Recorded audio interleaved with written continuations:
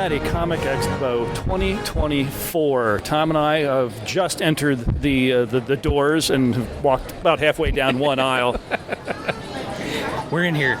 This Comic Expo Northern Edition, as they call it.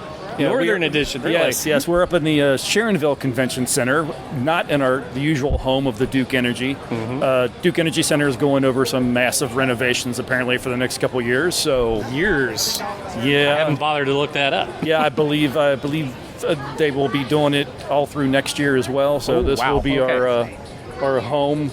Back away a little bit in case someone wants to talk to the nice lady at her booth. Yeah. It's a little tighter here. It is a little tighter as you'll see as you go around.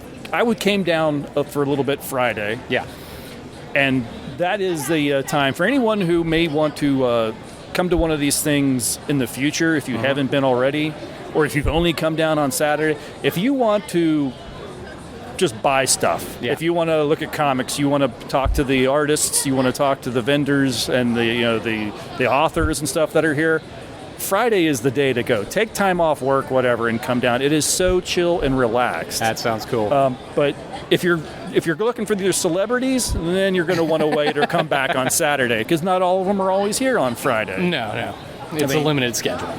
I came down and listened to the Lou Diamond Phillips Q&A, which I was just curious about. I think I mentioned to you that I know of Lou Diamond Phillips, but it's not an actor that I follow. Exactly. I've seen him in a handful of things. When he was really young, Stand to Deliver with Edward James Olmos. He was, of course, in La Bamba. Yes. Which is probably the film that really put his name up there. And then, of course, he's done some other stuff. He's done some smaller things. He's done some small independent films. He was on Stargate Universe. Oh, yeah. And I always had I think, false impression for some reason that he was a little bit of an arrogant individual. Really? I don't know where I got it from, but I felt like whenever I saw him and doing something that wasn't like, Maybe it's the stern look on his face. Maybe that was it. I felt like he was doing things like Stargate Universe or doing movies like Bats or, some small sci-fi film and being like, oh, why am I here?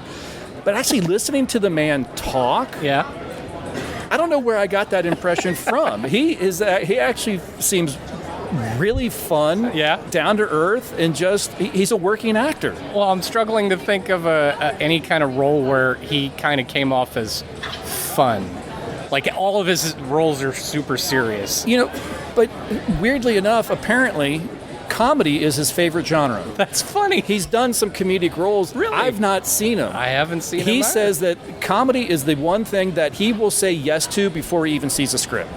Wow. Because he got his start, apparently, doing comedy down in Fort Worth, Texas. Oh, really? He did a small improv group or something down in Fort Worth, and that's where he got his start. I had no idea. Honestly, I didn't know they had that kind of thing in Fort Worth. No. Everyone here's Second City. So he said when it comes to comedy, he says, yes, I'll be happy to. What do you want me to do? Yeah. Well, hopefully he gets a little bit more of that. That sounds fun. I'm going to have to go back and go through some of his older filmography. Yeah. Because like you, I'm not as familiar with him as some other actors. Yeah, he's even got a current series going on right now that I'm just not familiar with. I haven't gotten around to it, like Dark something. Okay. Yeah. There is a new film coming out in December they showed a trailer for where he plays the head of the CDC. Oh, yeah? He said, I found that funny. He says, apparently you grow a gray beard and people think you're smart. I know. It works for me. But the film is called Werewolves. Of course. Rather fitting, actually, now when we'll be covering the Wolfman here very soon. Yeah, I got to go home and watch 3 Wolfman movies. Yeah. So that is cool. I mean, they showed a trailer. It could be fun. Mm-hmm. It's going to come out in theaters December 4th, I think he said. So This year? Yes, great Wow. holiday picture. I love it when horror comes out in December. It looked like it might be fun. If no other reason, they kind of leaned back into some of the practical effects, like the werewolves are practical suits. Nice. So it is obviously a blend. A lot of CGI, transformations and everything are all, I'm sure, going to be. Yeah, there'll be CGI. But the actual final werewolf suit is largely practical. So very cool. That is cool. Yeah, so I'm kind of looking forward to that I now. also like the idea of taking the concept of a COVID pandemic and turning people into werewolves with it. And I would have been for that. I've been gotten out the and gotten premise seems to be that, years ago, a supermoon turned millions of people into werewolves, and now it's happening again. Ooh. So, yes, I definitely feel like this film is some sort of analogy with a pandemic situation. Did you find out, does he get to be a werewolf? No. Do not find. I think that would be a spoiler. But I think it would too. He did not want to give. I think. But he was really fun. I mean, it was a great little Q&A, and I liked that I came out of it with a much different opinion of the man than I went in. No, that's awesome. It's always fun when there's something that just kind of flew under your own radar and you get reintroduced and you're like, oh, I got new appreciation for something else. We've got a ton of Q&As coming up this afternoon. There's a bunch, one after the other. Yeah. Some highlights, some ones I'm looking forward to is like Ming-Na Wen. Yes. Ron Perlman is going to be cool. Isn't Katie doing one? Katee Sackoff. Yeah, I definitely want to be her. That. And she's going to be there with someone else because I think it's tied in with the show they both did together. One of the Star Wars things, I think. Okay. Yeah. Because she's on Mandalorian. Yeah. So yes, all should be good. It'll be interesting. You're not going to get. I don't think you're going to get any clips this year like we have in the past. They have explicitly said on the signage, no recording of any kind. Right. Which is different this year than in years past. Yeah. So I feel like I sort of have to respect that for now. And then hopefully next year, maybe I can try to get some actual written permissions. Yeah. In the meantime, you'll just have to suffer through our synopsis. Yes, exactly. Which I just gave on the Lou Diamond Phillips. There you go. But yeah, we're here at the Expo. We're going to go and look around a little bit. I think the first couple hours are pretty much going to be our only shot to really look around in the dealer room and everything. Because it's a full schedule afterward. Yeah, so we're going to go do that now. I think you're going to be pleasantly surprised at a few things. Oh, cool. And we'll talk about that later. He got a preview. I got a preview, but no spoilers. So we will talk about that later. All right.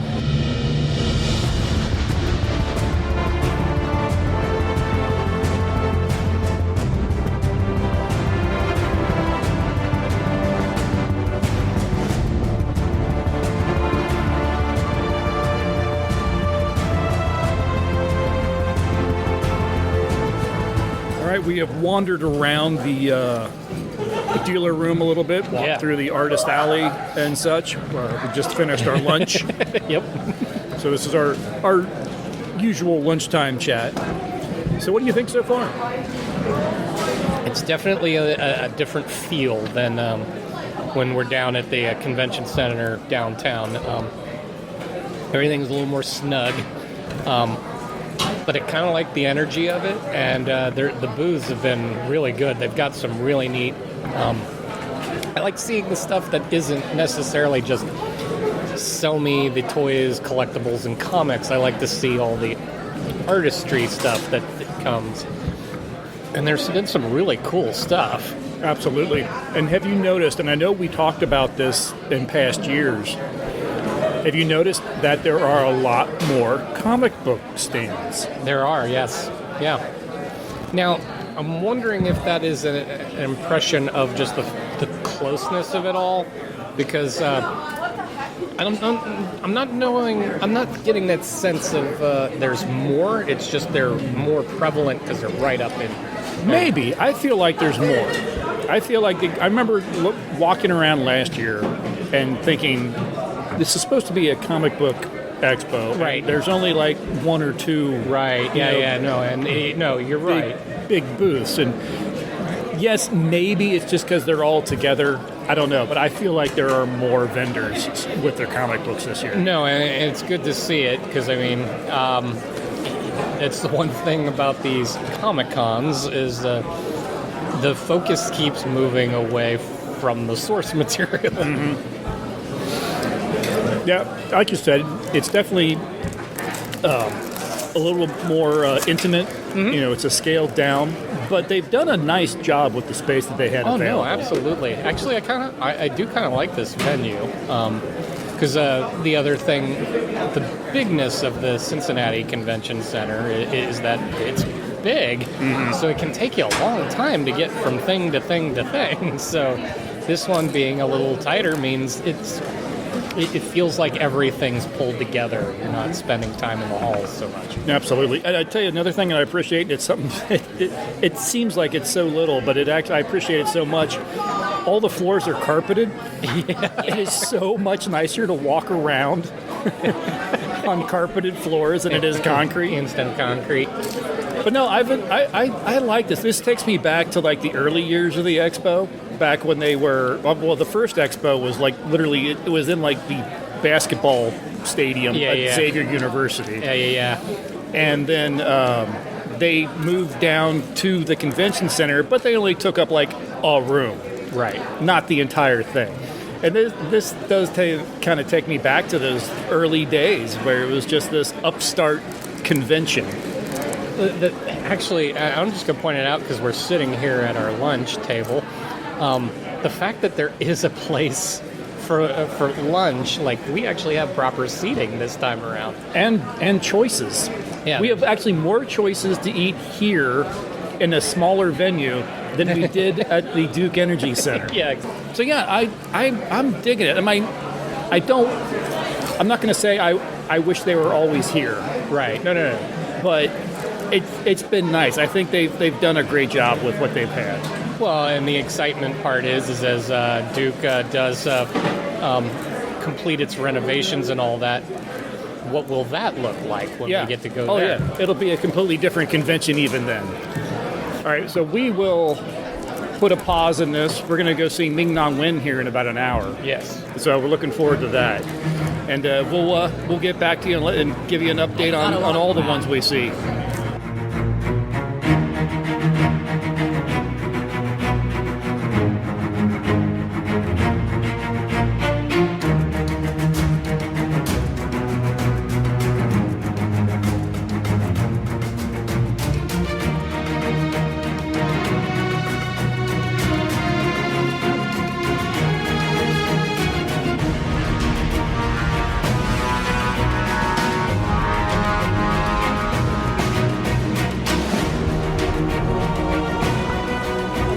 So we just finished listening to Ming-Na Wen. Yes, we did. A fun panel. Maybe even more so because apparently she was extremely jet lagged. She seemed it too. She was threatening to take a nap on the couch. There's the threat of that, and the fact that she seemed to keep forgetting what she wanted to actually say. Yeah. I didn't realize that she was one of us. She's a bit of a geek. Yeah, she's a nerd. Yeah, I had no idea. Did she not say that she was like president of her high school sci-fi club? Yes. That is awesome. For those that had a sci-fi club even. Yeah, a little jealous just on that front. Yeah, right I know. there. I didn't get that option. No. It was a lot of fun talking to her. She's done so much you forget until you actually go back through her filmography. Oh, yeah. Or you have the people coming up and asking, talking to questions like, oh, your time on ER and Guiding Light. I think there was some soap operas. Yeah, she did a soap. No idea. And you pointed out, she's 10 years older than us, so she's been around a little longer. And looks 10 years younger than us. Yeah. So. Yeah, she looks amazing. I mean, when she's talking about she's done 80 to 85% of her own stunts and looking to do more. Yeah, or at least would be willing. Yeah, she does admit that she would have to really get back into training. True, but you have the project, that's when that happens. So still, the notion that she's in her 60s and prepared to do stunt work, I love it. Yeah, no, she was, again, just a lot of fun. Don't know what I was expecting with her. But yeah, she is just another one where she's having a blast. She's having a good time here. She likes having the people come up and talk to her. She gets a kick out of seeing her characters come up to get things signed. Yeah, no, like I said, I was just feeling bad because you could see the jet lag because she had things to talk about, and she just couldn't pull them out of her brain because she was tired. Yeah, there was a couple like, oh, that's a good question. I can't think of anything. I don't remember. Now, the one thing I'm going to point out, which I think is a little different this time around, like when people go to ask questions, I'm not hearing thank yous at the end as much. Only a couple of them. Oh, maybe. I want the politeness back. Yeah, good point. There was a few, and maybe a couple of them said it as they were turning their heads. I'll give them some credit. Was my thank you audible or not? No, it wasn't. So I did say thank yous. Okay, there you go. We're not hearing the thank yous. I don't have a light voice, but that microphone wasn't picking it up. No, the mics have been a little problematic. Tell you what, hey, this voice that just piped into the audio here. Let's let them introduce us because this is another podcast that's out there. Let's share the wealth. Yeah, share the wealth. Hey, we're Josh and Brad from We'll Bring the Popcorn, and we do entertainment, TV, movie news, and reviews, based out of Cincinnati as well. That is excellent. And now that we know you guys, we'll definitely have to maybe try to do a little collaboration. Some cross-promotion. Definitely. And why I've got you on the audio here right now and everything, go ahead and let me know where can people find you. So we're at willbringthepopcorn.com. We're on every form of social media you could think of, Twitter, Facebook, Instagram, all the places. We have a YouTube video of our episodes that drop every Monday, and we're on every audio platform, and check us out. We'd appreciate it. Excellent. And I've got your business card, and I've got your link, and it'll be in the show notes. Absolutely. All right, thanks for piping in there, guys. Appreciate it. Thank you very much. And I think that'll do it. Do you anything else you wanted to say about Ming-Na? Nope, not looking forward to the next. Interestingly enough, at the current venue, though, we find ourselves trapped in the same room for hours on end, so that should be entertaining. Yeah, this should be a good time. We got Ron Perlman coming up soon, and I think this is going to be This one's, I'm guessing, is going to be a energy. lively discussion. I'll almost be sad if he comes out here and go, man, I'm tired. No, I've got jet lag. Everybody's being flown in minutes before this happens. I know, but we've seen him here, so hopefully he's a little more rested. All right, well, we will try to pipe in after that one and give you a recap. Yep.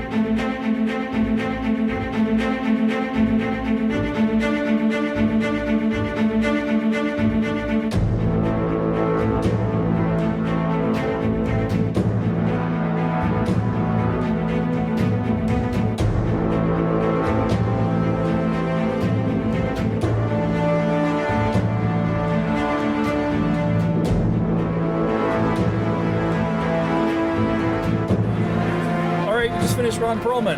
Yeah. That was a lot of fun. You know, I said there'd be a lot of energy. I don't know if there's a lot of energy, but there's a lot of attitude.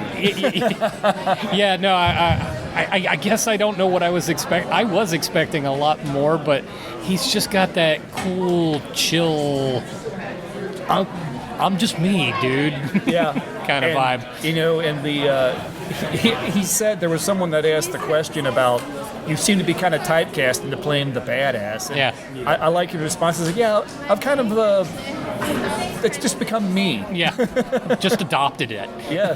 So, yeah, no, and he just kind of rode that vibe through the entire thing. His answers to things are very, very to the point and just short. And I wasn't quite expecting that. I appreciated his honesty with some of the questions too. The one question about what was your favorite takeaway from narrating the Fallout series? Yeah. The money. The money. and I think that's what so many forget is that this is a job. Mm-hmm. And especially the voiceover work, you show up, you record, you leave. Yeah. There's not a whole lot else. There's no on set, there's no costuming, there's no nothing. So. Right. Yeah, no, I appreciate the honesty. And I really liked hearing him talk about working with Guillermo del Toro. Yes, no, absolutely. That feels like a true friendship between the two of them. Yeah, and it was interesting to get his take on him because, we know what he puts out there, and you might see a few interviews, but you're not getting that sense. I love that whole, this man doesn't take himself seriously at all. Right. and it's not what you would expect. I like hearing some of the backstory about the Hellboy. Yeah. That it was like good 6-7 years before they actually made the film that Del Toro was like, I want to make this movie. And it's going to be with you. It's going to be with you. And he held out. Yeah. Oh no, that's amazing. First off, that just more to the point of the friendship thing. But yeah, the fact that he had that vision then and was willing to play it out, and the fact that it takes as long, and most of the, and that's got to be the humbling part for Ron, is that because his friend is doing this, is the reason it took so long to come out, because the studios didn't want to greenlight him. I like there's a lot of the films from early in his career came up in discussion. Oh, yeah. Things like Name of the Rose or Ice Pirates. Ice Pirates. What was the Quest for Fire? The Quest for Fire, yeah. Even came up and everything. And that's really awesome. Just goes to show that the breadth of the guy's work over the years. And of course, obviously, I almost completely forgot about the Beauty of the Beast series, which is really what made him the star that probably allowed him to do things like Hellboy. Like Hellboy, yeah. He wasn't quite the name that they were hoping for a movie. But I also like his takeaway on just acting. First off, the notion he just wants to be involved in something that's just good, like fun, and will require him to do weird things. He likes that. I like the talk about how he would get tapped for things because he doesn't mind getting in the chair and spending all that time getting the makeup, which is a problem for a great many. Nobody asked about Clayface. Did you do the voice of Clayface? Uh-huh. Oh, I forgot about Yeah. that. He did talk about working with Andrea Romano. No, and that was great. She cast him in quite a lot of things. Yeah, no, his voice precedes him most of the time, so. In particular, Slade from Teen Titans, which is a chilling villain and a great character. I can't imagine anyone else. Oh, and if you go back and watch the original... it's dark. It's dark. Yeah, it's not... Yeah, it's a mess with your mind kind of character. I like this joke about, therapy among kids went up, and, you can't ask for a better compliment than that. Exactly. And not that they got into it, but even I had to look at the posters. I forgot he played Optimus Primal in the movie that was just recently out, and me being a big Transformers fan, so... Yeah, I completely, Yeah. Well, for a man that has got such a unique voice and such a unique face, sometimes I feel like he gets lost in the role because he becomes the character. That character that you don't necessarily connect it to Ron Perlman. It's just that character in that film. And that's what's kind of interesting when you see them up on stage answering questions and all that is you're back to this is just a guy and this is what he does for a living, and you want him to be those characters like all the time, and then watch him just sit there all chill on the couch and just give almost one-word answers in some cases. It's just like, oh, okay, yeah, that's right, you're just a dude. Yeah, it was a lot of fun. Yeah. All right, next up, we're going to meet the voice cast to the original '97 X-Men cartoon. Yes, kind of looking forward to that. I'm still rewatching that one myself, just because I insist that I do before I watch the new season. This is going to be one of those things, and this happens with me a lot of times when you watch the voice actors. You start seeing them up there, and if they sound like their characters, but it's like, well, wait, that's not. Yeah, that's not Cyclops, or that's not... my thing, especially with anybody that does voice work of any kind, it's just, if you've never seen them, when you all of a sudden hear their voice and then see their face and you're like, that's not what I pictured. I always get that otherworldly kind of feel to it. Yeah, so that should be a lot of fun. Yes.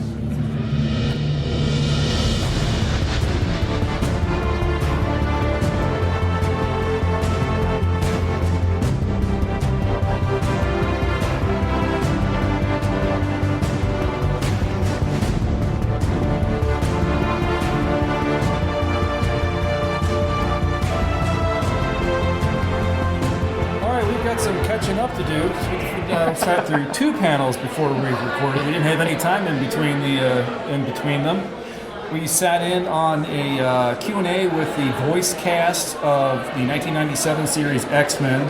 Well, and to be clear, the original 90s series. The new one is called 97. The 1997 series. Yes. Although it did have the addition of one of the cast members of the X-Men 97. Yes. Ray Chase, who voices Cyclops now, sat in on this one.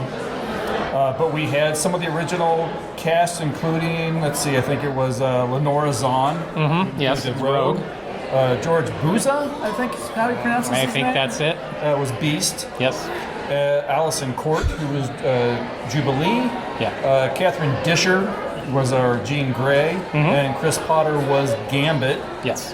They also had, and I really appreciated this, the director Larry Houston, who was one of the main directors of this series. Yeah. That was a nice addition. And did a lot of the art and all that. Yeah, he apparently created that opening credit sequence. And it's, I mean, it'll go down in history that people watch that now just to watch it. Well, and they even mimic it in the X-Men 97 series. I even saw somebody redo it in Lego. Yeah, very cool. Yeah. But that was a nice addition to the Q&A because he brought some really interesting insights and the fact that he added things because he says, I'm the director, I can do that. Right. So he added little touches here and there to kind of connect stories and things like that. I love that they talked about the story about Beast and his romance with the blind woman.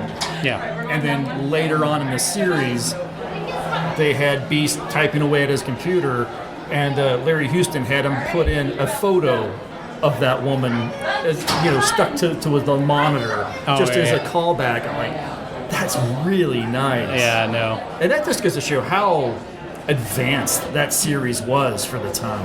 Oh, and I loved all of the conversation about the subtext that they would build in, the acknowledging. We know for the kids, we're watching a cartoon with robots and lasers and lots of fights, but we built in as much and we dialed the dialogue down so that it was simple, but you got the point and you could appreciate it even more the older you grew up with the material.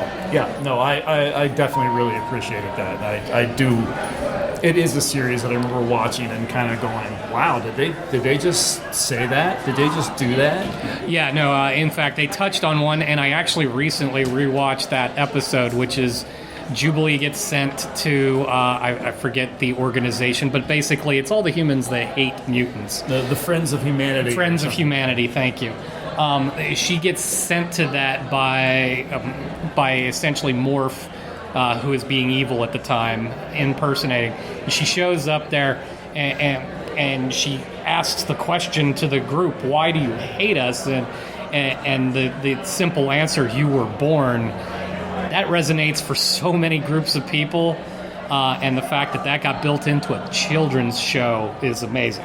Yeah, it was really ahead of its time. Mm-hmm. You mentioned just shortly before the next panel started, though, that 8 people at the table was a little much. It is a little much, and the moderator sounds like he was familiar with the group, but they even acknowledged that he seemed a little all over the map. So he didn't seem to have a roadmap for having this conversation and was having a hard time getting 8 people fully involved. So and just the way he would ask the questions, he was very long-winded. He was. In the questions, even long-winded in the introductions. I think we spent a good 10 minutes just getting everyone up on stage because of the way he was introducing them. Yeah, and they were trying to run these at 35 to 45 minutes to have time to change out the room.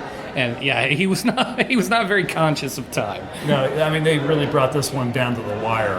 Well, and the very first question out of the gate to Lorna, I mean, that was basically, that's what you ask if she's the only guest. And you've got 7 other people down the line that they know her, they love her, they appreciate her, but now they have to hear all of this, and it doesn't involve them in any way. Right. Yeah. So it's a tough thing to do. But it was still an interesting. A lot of them had some interesting. It was neat hearing some of the voices. A lot of them don't 100% at first. I mean, if you bump into the street and they talk to you, you wouldn't. But if you know and you listen to them, you're like, I can hear it. Well, yeah, because the man that voiced Gambit isn't Creole. Right. So, but if you listen long enough to him speaking, you can hear it if he'd go deeper, if he'd throw some accent in, and but that's a testament to their craft. I mean, the fact that you don't necessarily sound like you when you're acting. I think Lenora Zahn is probably closest, but again, she doesn't have the accent. Right, so that she's not putting Storm it quite. had. Oh, yeah, she doesn't doing the southern drawl the entire time. No, I'm talking about or not. Yeah. That's right. Yes, Lorna. I am talking about the right person. You are. Yes, Lorna. I'm sorry. Lorna and Rogue. Yeah, I was also thinking about. So I didn't mention earlier, Allison Seeley Smith, who played Storm. Yeah. Also, fantastic voice actress. Oh my God. And yeah. yes, that voice, you recognize it, but the accent isn't there. No, it's she not. doesn't throw in the North African accent. But She's not doing that, and of course, she's not putting quite the gusto. Because one of the things, now that I'm rewatching the original X-Men 2, it's amazing how much it's very over the top. And this is where you get an appreciation for they spoke a lot, and everybody knows that in voice acting, you don't necessarily all come together as an ensemble to record. So you're not playing off of each other. So hearing some of their conversations, and funny thing is I'm looking at the moderator right now. Yes. Thank you guys. Was it all right? No, it was good. we were just talking about it. Okay, hold on. We have the moderator here with us now. Well, seriously though, what was you just said what? You were talking about the X-Men panel? Yeah, we were Yes. just actually talking about the X-Men panel. It was really interesting listening to everybody's stories behind the scenes and their own take on the series. Yeah. And really getting in, we were covering a lot about the subtext that is in the episodes. That's a children's show. The gravitas that they can bring to a conversation about discrimination, while still showing a show where they're shooting robots. It's an amazing thing that you can pull that off successfully and leave it in the hearts of everybody, that it got brought back. And I mean, that's amazing. I like that the cast was all very aware of that, and that was one of the things that I think really drew them to their roles and to the part they played and to the show. And I really appreciated that. How was the mix of laughs but seriousness? Oh no, it was perfect because that's kind of what you want. You're talking about the panel itself. Yeah. Absolutely. I think that's what you want. You want to see people be real people. Yeah. You know, so it was a lot of fun to see them have a little fun with each other and also get a little serious when the questions needed it. And then we were covering a bit of the challenge. 8 people on a panel with very little time to actually go into things. That's tough. That's tough. So you get in time with everybody was a challenge, but we got lots of great stories. Any improvements, notes, things you want to see next time for tomorrow? Brevity.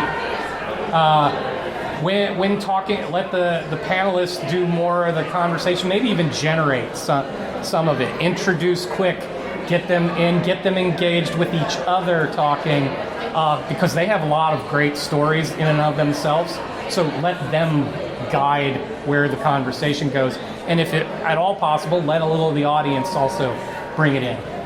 Beautiful. Yeah. What else? No, that was it. That was perfect? Yeah. Yep. Thank you guys. No Thank you. worries. Thank you. And like I said, that came down to the wire, and then we jumped right into the Q&A with Katee Sackoff, Emily Swallow, and Simon Cassianides. I think I'll let you. that. Even the moderator in that had a little trouble with pronouncing his name, but Right. this was the panel that had the energy I think we were hoping for in all of the other ones too, where they all have their own vibe, but these guys were fun. Yeah, they were.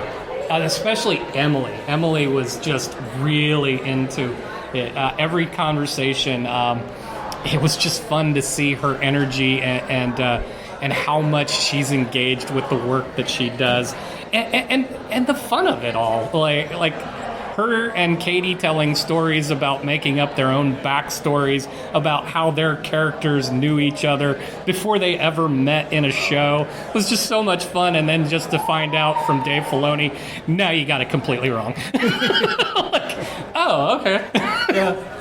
Now it was interesting. It's not a show I watch, so I recommend it. I am coming from the sidelines, but it was still interesting hearing them talk about their craft, and, Yes. and them working on the show and developing the show and their characters, and the fact that they are hamstrung a little bit because it's the Star Wars universe. Right. You know, they can't do a whole lot with their characters that doesn't follow certain guidelines and certain rules. Yeah. But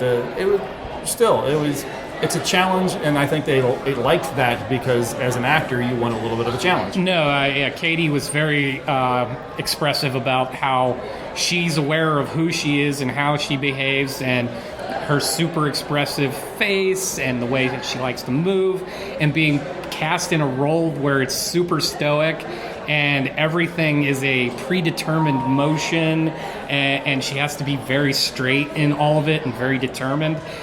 It's counter to who she is. So she loves it when she gets to wear the helmet. Yes, the notion that during some scenes, if she didn't have anything to say, she's planning out tonight's dinner. Yeah. That's awesome.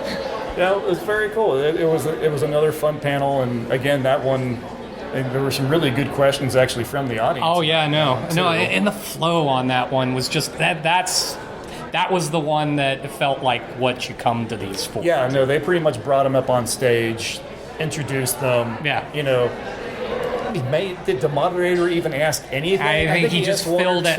He did some follow-up on a few of the audience's questions, which was fine, and it helped with the flow. But yes, this was all about the three of them. And in this case, unlike having a big panel of 8, 3 was just about right. They could all play off of each other. That way one would get a break while another's telling a story, but then they'd engage together. It was great. I love it. It was fun. And they had good sense of humor about everything. Oh, no, absolutely.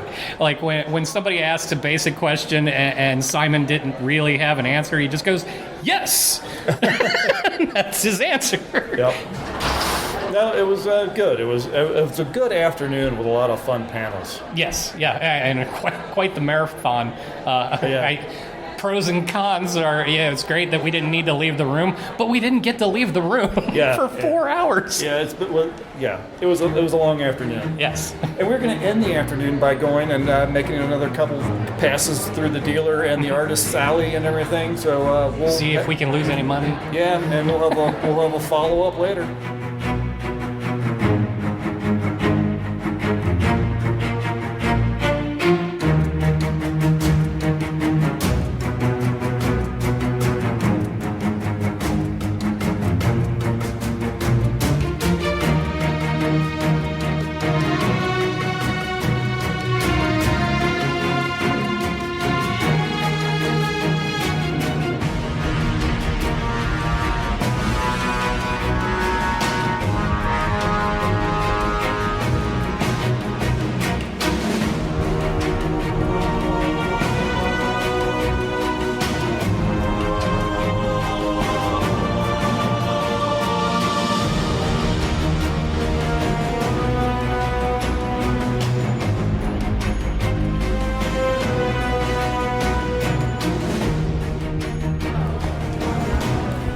I think we are about ready to wrap up another Cincinnati Comic Expo.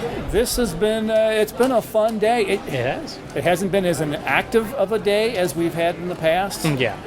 They had one panel after another, like we said before, which kind of did keep us off the actual convention floor. Yes. Which I feel a little cheated of, because it's like, I know I missed a lot of great cosplay. This is definitely going to be the year when I'm going to go to like everyone else's posts. Yeah, and go see. Oh, I missed that. I didn't see that. Yeah, and since we're not hanging out for like the costume contests and all that, that'd be at this stage the only way we would see any more than we have. Yeah, and that is always an option, but that does go on a little late. I think that starts at like 7, I want to say, 6 or 7 o'clock. It's past our bedtimes. It's not past our bedtime, but no, it is towards the end of the day when we start looking for food and things like that, and recording our final thoughts on the expo. And that's where we're at. What do you think of this, of Cincinnati Comic Expo Northern Edition? Northern Edition. Now that we've experienced it as much as we could anyway. Right. And I think that's the only drawback to it, is because it's a more confined space. They really only have the one room for the panels, and if you got them back to back, you aren't going anywhere. Mm-hmm. So, and they did have great panels. It was worth hanging out for. But yes, we couldn't go to get to much else. But the time that we have spent on the floor, I actually kind of like the intimate setting.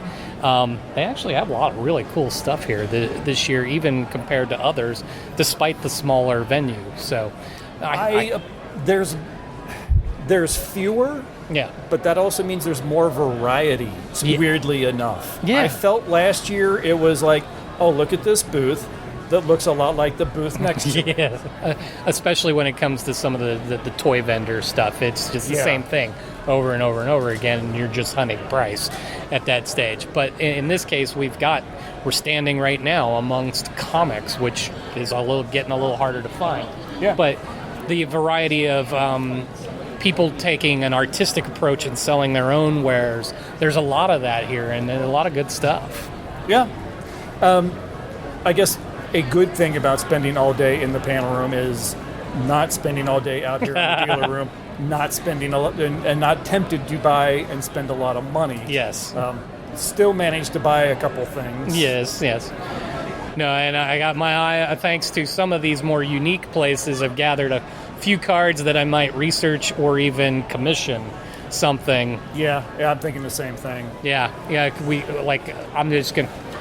I'm just gonna shout out one right here because it was something called Forever Paper Flowers. They did these amazing little pots and bowls and mugs with paper flowers, and then they themed them a little around like a character or something. They're super cool and very detailed, and that's the kind of thing that I like seeing in a place like this.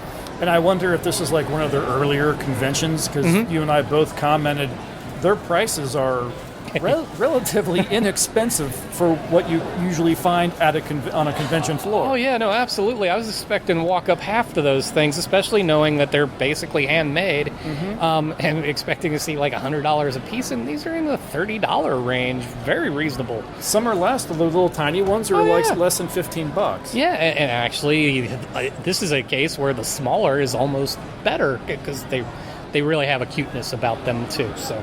A lot of good stuff like that too. Here we've seen acrylic art. There's the guy that does the bendy wire, twisty stuff that I like. Yeah, no, I appreciate that there's more and more independent kind of stuff. Yeah, no, I always love the independent artists, and I've managed to walk out without buying a print or a piece of art or anything, which is probably a first, or definitely one of the few times I walk out of a convention without anything. That's final destination is supposed to be a wall. Right. As I've said many times, I have several still in their tubes or still laying flat somewhere. Yeah. And that's the challenge. Yeah, you see lots of really cool stuff. There's only so much room to put it all up. So yes. Sometimes you have to temper it. But there's some stuff that I will be kind of keeping an eye on, like online, and should some disposable income come my way, I might. Fortunately, with the V1 Tech folks. Yeah. With the clear plastic or the acrylic. The problem with that one would be which one. Right. Yeah. Some of them had a vibe like you could just set them all up. And it'd be a theme. Look. Yeah. That's a tough one. Yeah. But it's a good problem to have, and it's fun that it's here. That we get to see that, experience that. Yeah. But no, I think this was a successful year. I do. I'm really glad that they just found a venue for it. I'm glad they kept it in Ohio. Yes. I know there was talk. I heard a few people just kind of overhearing where they were saying, well, I thought they'd take it over to like the Northern Kentucky Convention Center or something like that. I'm like, you could do that, but then it really wouldn't be the Cincinnati Comic Expo.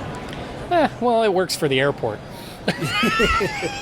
But no, it's point well taken. And I was actually a little nervous coming to this one because I've been to those hole in the wall conventions in a hotel, and you almost hate that you spent even $5 to walk in the door because they just really don't have their act together or anything. That's not this. This was actually very well done. Yeah, it really was. They as I said multiple times here, they made great use of the space they had, and it has been a little cramped, but no more so than you'd get down at the Duke. So the thing, especially us standing here right now, when you're at Duke, that high ceiling causes echo for everything. So it's very loud in there, and this venue is a lot more muted, which means you're going to have a conversation with somebody. The carpet, again, I'll bring that up. Yep. That probably helps in that factor, too. Yeah. No, so there's stuff to deaden the sound and make it a little more intimate. And I know we've used that term a lot, but it's really how it feels. You walk into a booth, you can have a conversation with the vendor or other people, and you don't feel like you're shouting at them the entire time. Or you don't feel like you have to like anchor yourself to stop from getting swept away by the storm of people behind you. Granted, there were probably a few moments through the day where that might have happened, but we were in the panels during then. That's true. We may have missed the largest of the crowds. Yes, no. And then, it's a small thing, but it's an important touch. Like having the food court, and it was actually a place where you go separate yourself from everything, had more options, had more seating. It made a more comfortable experience. Yeah. I actually wanted to be here longer because of that kind of thing. Yeah, I don't feel completely worn out and just, I never want to go to another con again. Right, yeah. Sometimes they can get a little overwhelming, and this hasn't had that feeling in a good way. Yeah, this is definitely, it feels like the type of con that I want to come to and I want to go to. I'll never be sorry that the Expo has grown to the level that it has, and to fill the Duke Energy Center and everything. I think that's fantastic. Good for them and everything, but... This does take me back to the early days. This takes me back to what pulled me into the Expo in the first place. It gets more that sense of community rather than mass hoarding. Mm-hmm. Yeah. And so we've had fun. We've seen some neat artwork. We've seen some and heard some great panels. We've made some new friends. We have another podcast here in Cincinnati that apparently they just got off the ground. Oh, excellent! And we'll bring the popcorn. I'll check these guys out. Another podcast that I'm gonna start downloading. As soon as he figures out how to have more time in a week. Yeah, I kind of need that. Don't be too hard on me, guys, if I start maybe like emailing you or anything about an episode that you had like 3 weeks earlier, because I just now got to it, but that's the way it happens. And that's why you find them and hopefully catch up. Yeah. Well, trust me, there's not going to be any catching up.